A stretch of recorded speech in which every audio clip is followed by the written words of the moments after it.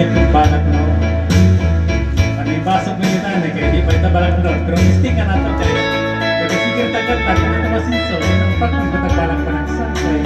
Palain ba? Yung kapurugan sa bibili o bibili. Ang atong kapurugan ka rin. Sinabihan ka daghan, magpasulay, ang atong natagod naman. Ikan pasan sigda nga kung hangtod karon kapay nga natasay na puso tayo na paingon sa katapusan sa atong kalibutan.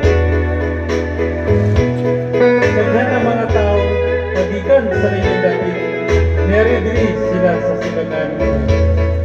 Dito sa ginagat island na magyandan nga luna o kitagana nga yuta sa tanan niyang mga kapatid.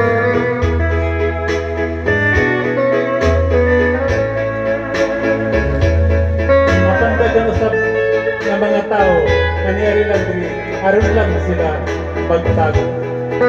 Magpakadat, wala niyari, tumong ko yung para lang sila mahamugaway o makakalimutan.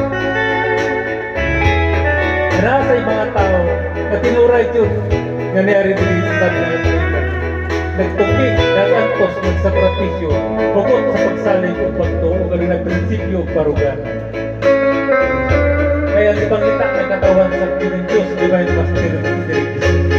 Master King of Things, Divine Master of Universe.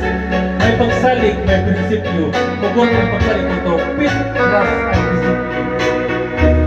Hindi nga itong kalimutan karoon, tanang katalagman, nakasulat na siya, managay mo na ang nasulat na ka na, dili na ka na siya, mailis at dili na sa ka na mapapa. Kung sa'y nakarating sa itong kapalaran, pagtuman ito ka na, kay kitang ka na, ibutan sa tanan, hindi kinalimutan. Diyos ang naguguna, Diyos ang nag-uumon, Diyos usap ang atong kilikanan, o Diyos usap yapon ang atong kulina.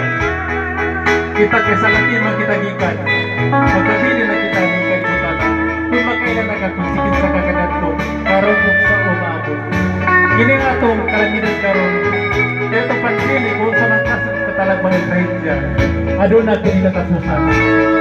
Ang atong kinabuhi, adun na katapusan ang pagtuloy ka mag-studio, mag-discovery, ang mong kinabuhi. Mahimo na ka na imaan, ako rin mo kinabuhi na katapusan. Ikaw, yung lasting life, kaya buhay sa pagsasakin. Thank you po na maraming pala.